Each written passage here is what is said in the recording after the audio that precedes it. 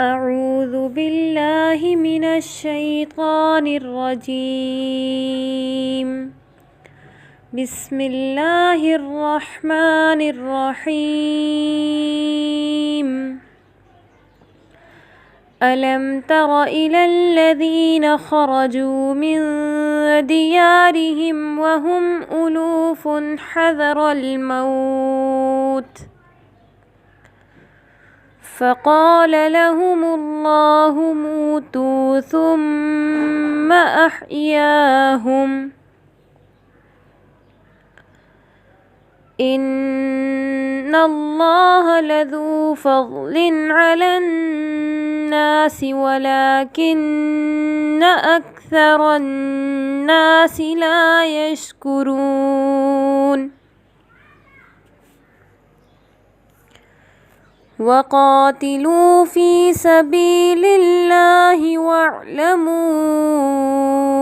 أن الله سميع عليم.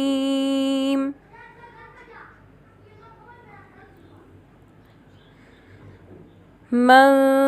ذا الذي يقرض الله قرضا حسنا فيضاعفه له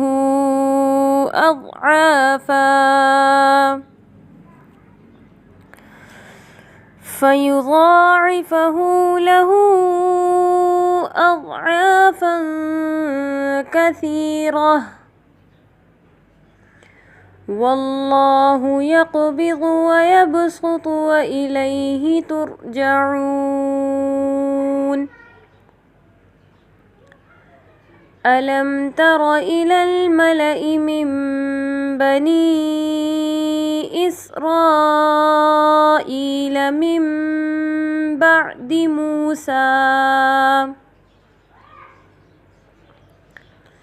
إذ قالوا لنبي له ابعث لنا ملكا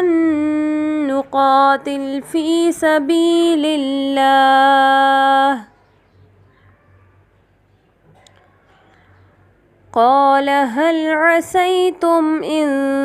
كتب عليكم القتال ألا تقاتلوا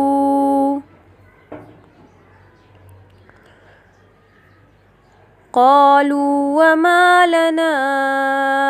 ألا نقاتل في سبيل الله وقد أخرجنا من ديارنا وأبنائنا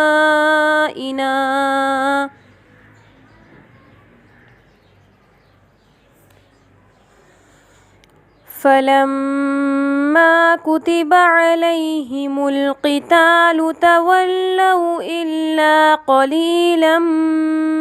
منهم والله عليم بالظالمين. وقال لهم نبيهم إن الله قد بعث لكم طالوت ملكا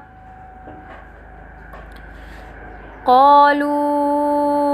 أنى يكون له الملك علينا ونحن أحق بالملك منه ولم يؤت سعة من المال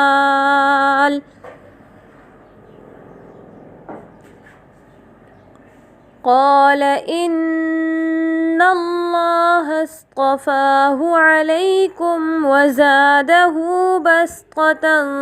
في العلم والجسم والله يؤتي ملكه من يشاء والله واسع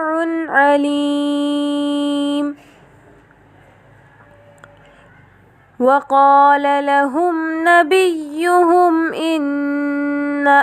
آية ملكه أن يأتيكم التابوت فيه سكينة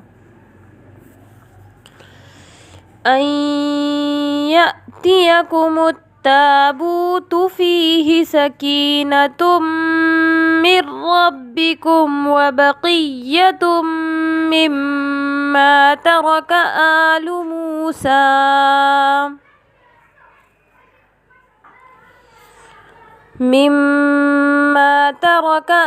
موسى وآل هارون تحمله الملائكة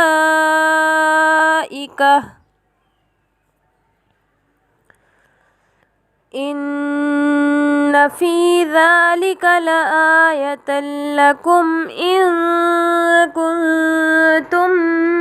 مؤمنين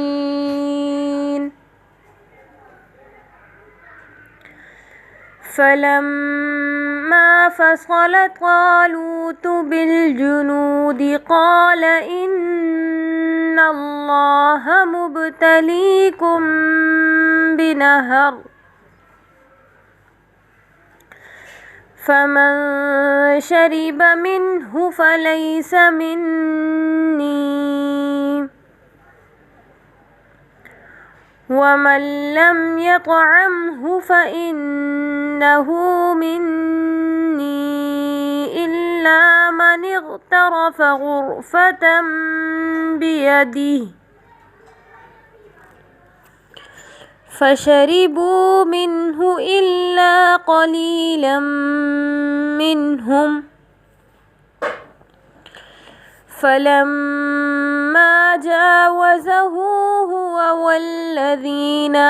آمنوا معه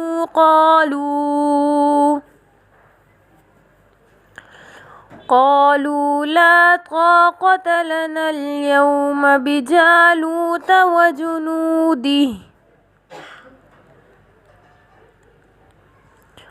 قال الذين يظنون أنهم ملاقو الله كم من فئة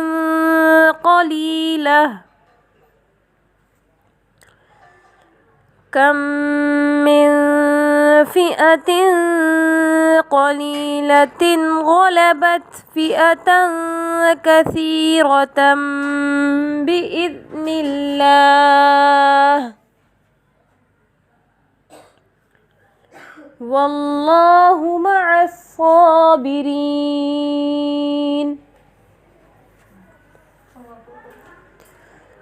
ولما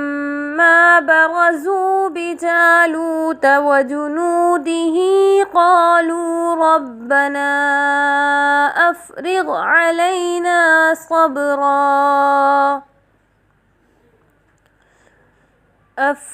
علينا صبرا وثبت أقدامنا وانصرنا على القوم الكافرين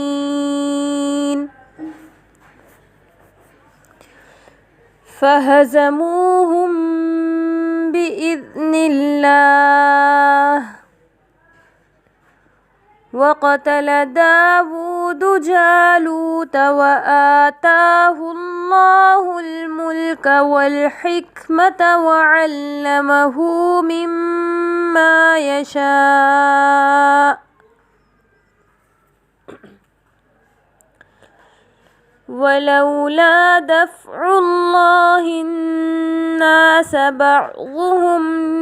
ببعض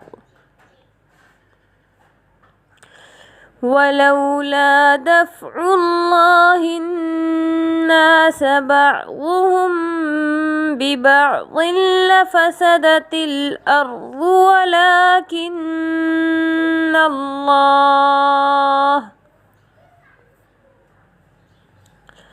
ولكن الله ذو فضل على العالمين تلك آيات الله نتلوها عليك بالحق وإنك لمن المرسلين صدق الله العظيم.